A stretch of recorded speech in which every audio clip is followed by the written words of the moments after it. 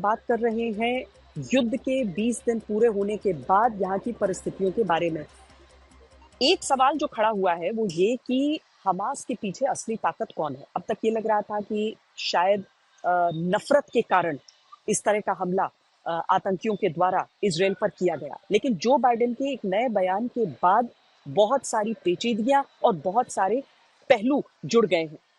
और ये बयान उनका है इंडिया मिडल ईस्ट का जो इकोनॉमिक कॉरिडोर है प्रस्तावित, उसे लेकर। आप जिस उत्तरी गाजा के रॉकेट चीफ को ढेर करने की तस्वीर देख रहे हैं, उसका नाम है Hamas.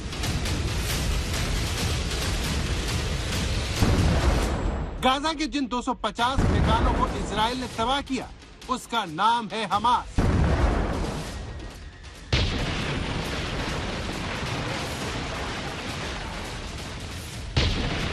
Increasing trade, strengthening supply chains, boosting connectivity, laying foundations that will strengthen commerce and food security for people across multiple countries. This is a game-changing regional investment, and both of these are huge steps forward.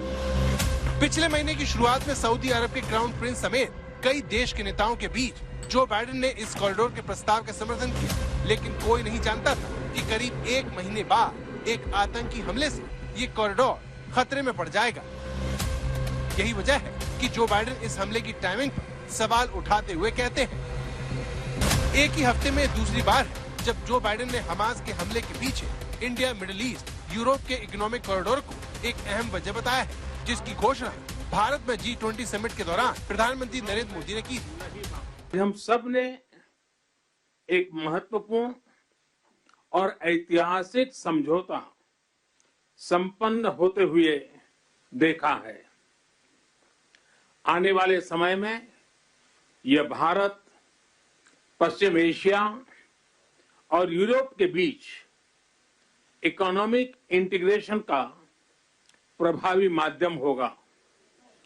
यह पूरे विश्व में connectivity और विकास को sustainable दिशा प्रदान करेगा। मुंबई से शुरू होने वाला यह नया कॉरिडोर चीन के BRI यानी बेल्ट एंड रोड इनिशिएटिव का विकल्प होगा। ये कॉरिडोर 6000 किलोमीटर लंबा होगा। इसमें 3500 किलोमीटर समुद्री मार्ग शामिल है। कॉरिडोर के बनने के बाद भारत से यूरोप तक सामान पहुंचाने में करीब 40% समय की बचत होगी। अभी भारत से किसी भी कार्गो को शिपिंग से जर्मनी पहुंचने में 36 दिन लगते हैं, लेकिन इस रूट से 14 दिन की बचत होगी। यूरोप तक सीधी पहुंच से भारत के लिए आयात और निर्यात आसान और सस्ता होगा। सभी क्षेत्रों के साथ कनेक्टिविटी बढ़ाना भारत की मुख्य प्राथमिकता है। हमारा मानना है कि कनेक्टिविटी विभिन्न देशों के बीच आपसी व्यापार ही नहीं, आपसी विश्वास भी बढ़ाने का स्रोत है। इस कॉरिडोर को चीन के बेल्ट रोड इनिशिएटिव का विकल्प माना गया, वही इनिशिएटिव जिसने कई देशों को चीन का कर्जदार बना दिया है। तुर्की ने भी इसका विरोध किया और उसके कुछ ही दिनों बाद ये देखा गया कि यह हमला हुआ। तो सवाल उठना स्वाभाविक है कि जो बाइडेन आरोप लगा रहे हैं और सवाल उठा रहे हैं, उसमें तथ्य है। कौन है जो नहीं देखना चाहता इस कॉरिडोर को बनते हुए? India middle east economic corridor, Bharat ने G20 के समय जब इसका ऐलान किया तो ये एक ऐसा प्रोजेक्ट था जो क्रांतिकारी था। इटली ने इसे स्वीकारा और चीन के इनिशिएटिव को नकार दिया। दरअसल चीन अपने इनिशिएटिव के जरिए ये कोशिश करता है कि दुनिया के जो छोटे देश हैं, जरूरतमंद देश हैं, वो उसके कर्जदार बन जाएं। लेकिन उसका पसंदीदा प्रोजेक्ट अब खतरे में है। तो एक एक करके देशों को चीन का खेल समझ में आ रहा है, लेकिन सबसे ज्यादा राहत की बात यह है कि हमास के हमले के बावजूद अमेरिका और भारत ने इस कॉरिडोर के काम को तय समय में पूरा करने का संकल्प दोहराया है। लेकिन बाइडेन के दावे से सवाल तो बनता है कि क्या हमास को इस्तेमाल करके India middle east economic corridor को निशाना बनाया जा रहा है?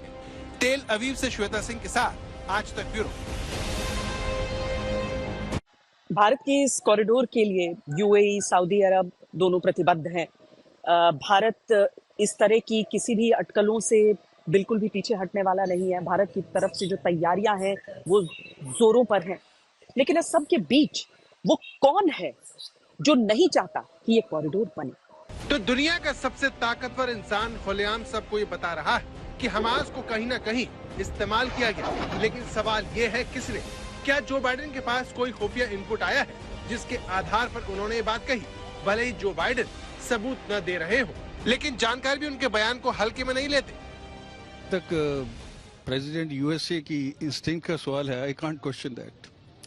लेकिन अगर हम इसकी गहराई में जाके देखते हैं तो इस समय जो राइवलरी चल रही है that is between China and USA, be it a South China Sea और be it otherwise, be it about the BRI project of China, काफी हद तक हम ये कह सकते हैं कि this may be a possibility, but then the question is इसका इम्पैक्ट कितनी देर रहेगा। वो उसको डिस्क्लोज करना नहीं चाहते हैं, so he is taking the support of his instinct. Because CIA अगर आप बात करें, मोसाद या CIA, इनके पास जो इनपुट आते हैं, they are one of the best agency in the world. इसमें कोई शक नहीं कि कई शक्तियां हैं जिन्हें कॉरिडोर फूटी आंख नहीं सुहा रहा। आखिर इस कॉरिडोर से क्या बदलने जा रहा है? भारत कैसे ताकतवर होगा? आइए समझने की कोशिश करते हैं। इस कॉरिडोर के दो हिस्से हैं। पहला हिस्सा ईस्ट कॉरिडोर का है, जो भारत से अरब की खाड़ी तक है। नॉर्थ कॉरिडोर अरब देशों से यूरोप तक है। इस कॉरिडोर से मध्य पूर्व में भारत और अमेरिका पहली बार साझेदार के तौर पर काम करेंगे। इससे पहले हिंद प्रशांत क्षेत्र में दोनों काम कर रहे हैं। इस कॉरिडोर से भारत का मध्य पूर्व तक सीधा संपर्क हो जाएगा। इससे पहले पाकिस्तान बड़ी बाधा थी, वो हमें रास्ता नहीं देता था, तो पाकिस्तान का तोड़ मिल गया। कॉरिडोर बनने से कारोबार के जरिए भारत और मध्य पूर्व के देशों सऊदी अरब, UAE के साथ भारत के रिश्ते मजबूत होंगे। यूरोप तक भारत से बना माल जल्दी पहुंचेगा, वहां से आयात भी आसान होगा। विकास के लिए जो बुनियादी ढांचा चाहिए वो पूरा होगा। दुनिया के बाजार में ये कॉरिडोर बहुत अहम भूमिका निभाएगा। जैसे जैसे ये होगा, भारत और मजबूत होगा। सबसे बड़ी बात, दुनिया किसी एक देश पर निर्भर नहीं होगा, जैसा कोरोना के वक्त हुआ, जब दुनिया की फैक्ट्री कहे जाने वाले चीन ने मुसीबत के वक्त अपनी जिम्मेदारी पूरी नहीं की। Dependent on the future of business. Friends, कोविड-19 से पहले और कोविड-19 के बाद की दुनिया बहुत बदल गई है। कई चीजों में इरिवर्सिबल चेंज हम देख रहे हैं। अब जैसे ग्लोबल सप्लाई चेन को दुनिया फिर से पहले की तरह नहीं देख सकती। पहले कहा जाता था कि जब तक ग्लोबल सप्लाई चेन इफिशिएंट है तब तक चिंता की कोई बात ही नहीं है। लेकिन ऐसी सप्लाई चेन का और ऐसी सप्लाई चेन एफिशिएंट कही जा सकती है जो तब टूट जाए, और वो भी तब जब उसकी दुनिया को सबसे ज्यादा जरूरत थी। तो दुनिया बदल चुकी है और इस बदलाव का केंद्र भारत है, जो India middle east economic corridor के जरिए एक विश्वसनीय ग्लोबल सप्लाई चेन बनाने जा रहा है। अब सवाल ये है कि अगर ऐसा हुआ तो कौन परेशान होगा? India middle east economic corridor के ऐलान के बाद तुर्की भड़क गया। उसके राष्ट्रपति ने कहा कि उन्हें पता है कि कुछ देश ट्रेड कॉरिडोर बनाकर अपने प्रभाव क्षेत्र का विस्तार करने की कोशिश कर रहे हैं, लेकिन तुर्की के बिना कोई कॉरिडोर संभव नहीं है। इस कॉरिडोर से चीन, पाकिस्तान भी खुश नहीं है। इसी तरह ईरान भी इससे नाखुश हो सकता है, क्योंकि इससे सऊदी अरब और इजराइल के रिश्ते मजबूत होंगे, जो ईरान को नामंजूर है। लेकिन दिलचस्प बात यह है कि रूस ने इस कॉरिडोर को अपने लिए फायदेमंद बताया और सवाल किया कि अमेरिका इसमें क्या कर रहा है।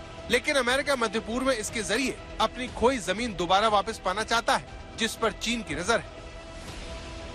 तो India middle east economic corridor से अमेरिका को उम्मीद है, उससे जुड़े देशों को भी उम्मीद है, लेकिन कई देशों की आंखों की ये किरकिरी बन चुका है। तेल अवीव से श्वेता सिंह के साथ आज तक ब्यूरो। तो आपने देखा कि अगर ये कॉरिडोर बन जाए तो किस तरीके से कई देश जो है उनका भविष्य सुधर सकता है, उनकी अर्थव्यवस्था बेहतर हो सकती है। लेकिन इसके बावजूद मिडिल ईस्ट में जो कुछ चल रहा है वो कम से कम इसकी सेहत के लिए सही नहीं है। और जहां तक इस युद्ध का सवाल है, तो पिछले 72 घंटों में जिस तरीके से इजराइल ने बम वर्षा की है पूरे गाजा पर, उससे लग तो नहीं रहा कहीं से भी कि इस जंग के खत्म होने के आसार नजदीक हैं। एक तरफ अमेरिका और बाकी देश हैं जो इस बात में यकीन रखते हैं कि इजराइल जो कर रहा है वो आत्मरक्षा के लिए कर रहा है और अब उन बंधकों को छुड़वाने के लिए भी कर रहा है, लेकिन ईरान और तुर्की जैसे देश भी हैं जो हमास के पक्ष में खुलकर बोलते हैं। भूमध्य सागर से लेकर काला सागर तक, अरब सागर से लेकर गाजा बॉर्डर तक दुनिया की महाशक्तियों की बारूदी परेड जारी। बम और बारूद का शक्ति प्रदर्शन किसी भी वक्त गाजा युद्ध को विश्व युद्ध में बदल सकता है।